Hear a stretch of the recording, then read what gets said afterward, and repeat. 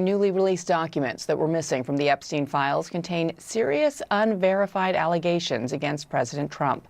The Justice Department posted 3 FBI memos describing interviews with a woman who accuses both Jeffrey Epstein and President Trump of sexually assaulting her when she was a teenager.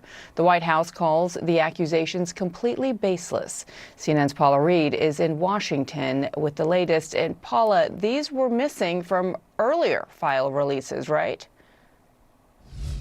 That's right. And this individual was interviewed by the FBI 4 times. And initially, only 1 memo was released in that initial batch of documents released by the Justice Department. And that was an interview where she made allegations against Jeffrey Epstein, but not against President Trump. Now, yesterday, these additional summaries were released, and they detail the types of allegations that she made against President Trump, where she describes being introduced to him. She alleges that he asked everyone to leave the room and, quote, mentioned something to the effect of, quote, let's teach you how little girls are supposed to be, and then describes an encounter where he pushes her head down to his penis and then told agents she bit Trump, who then allegedly struck her and said something like, get this little expletive the hell out of here. Now, in her 3rd interview, she allegedly said that she was receiving threatening calls. And in her 4th interview, it's interesting, she told investigators that she was concerned about why she was even coming forward because the statute of limitations had passed. Now, I do want to make sure we get in here the fact that President Trump has consistently denied any wrongdoing. In a statement yesterday, the White House described these allegations as, quote, completely baseless, backed by 0 credible evidence. The U.S. Justice Department has released documents involving President Trump that had been missing, suspiciously rather, from the Epstein files. They include FBI memos from 3 interviews with a woman who alleges she was sexually assaulted by then citizen Trump when she was a teenager. The president has consistently denied any wrongdoing. We should note that the inclusion of interviews in the Epstein files is not necessarily evidence of wrongdoing. It is an interview. White House Press Secretary Caroline Leavitt slammed the release of the documents, saying in part, quote, the total baselessness of these accusations is also supported by the obvious fact that Joe Biden's Department of Justice knew about them for 4 years and did nothing with them because they knew President Trump did absolutely nothing wrong, unquote.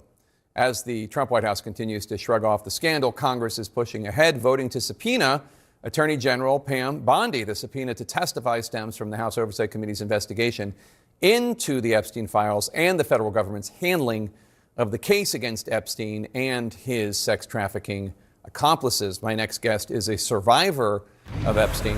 Annie Farmer joins us now. Annie, let me start off by saying I know asking you about the worst experience of your life is not fun for you, not really for me either. How are you? Oh, I appreciate that, Jake. I'm doing all right. I'm glad to be with you.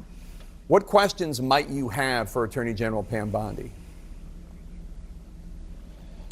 I have a lot. I was actually really happy to see that Pam Bondi has, there was people on both sides of the aisle came together to say that she needs to testify between the House Oversight Committee, because I think, when she was in front of the Judiciary Committee, she refused to even acknowledge survivors. The questions that were asked, there was a lot of, deflection and avoidance. And so really, we still don't understand how this release of information was so terribly botched when again and again we see powerful people being protected and information about survivors, not being properly redacted. So I think we have a lot of questions for her. I'll remind our viewers that when Attorney General Bondi was asked about a matter relating to the Epstein files, she started talking about how the Dow had reached 50,000, and that's what members of Congress should have been focused on. Over the last few weeks, we have seen across the pond in foreign countries investigations start, foreign leaders get in trouble, even a former member of the Royals. There has been some accountability for actions related to the case. What does it tell you that the U.S. government is not, at least as far as we know, doing so in terms of investigations and accountability?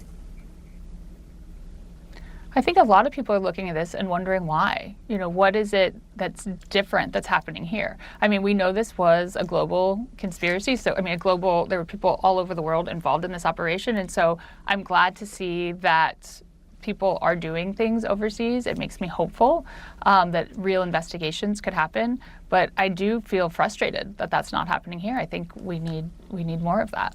You were invited to the State of the Union address last week. Tell us about that experience. Yeah, I was able to go with Congressman Robert Garcia, and he's been a real champion for this investigation in the House Oversight Committee. So I was glad to be there with him.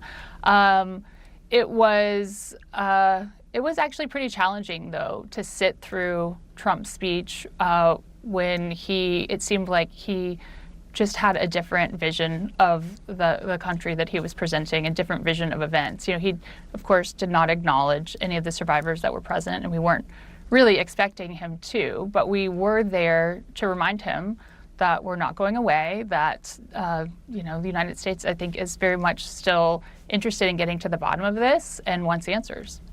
Annie Farmer, thank you so much, and best to your sister as well. We appreciate your coming here today and know it's not easy.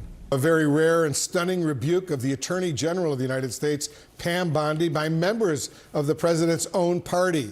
Yes, 5 Republicans on the key House Oversight Committee defying their chairman and joining with Democrats to subpoena Bondi over the Justice Department's handling of the Jeffrey Epstein case. CNN crime and justice correspondent Caitlin Polantz is here with us. So tell us more about what these lawmakers want from the Attorney General. Well, they're making a turn. A lot of this investigation the House Oversight Committee has done around Jeffrey Epstein has been talking to people about Epstein himself. They brought in former President Bill Clinton for a deposition. They had Bill Barr, a predecessor of Pam Bondi. But now it's a question of how the Justice Department, under Bondi's watch, handled the redaction, the processing, and the public release of these files after Congress mandated transparency for them.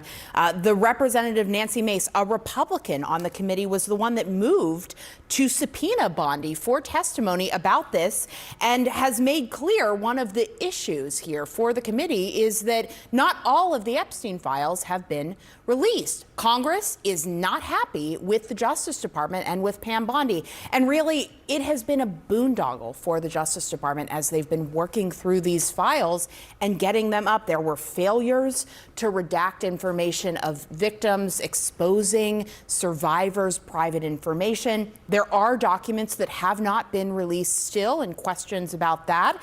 And also, Pam Bondi is the person who a year ago said that the Epstein client list was on her desk, and that never materialized as a real thing. So it's going to be a really tough deposition for Pam Bondi. We're waiting to see what the Justice Department does to respond. We'll wait with you, Caitlin Polantz. Thank you very, very much. Thanks so much, Caitlin.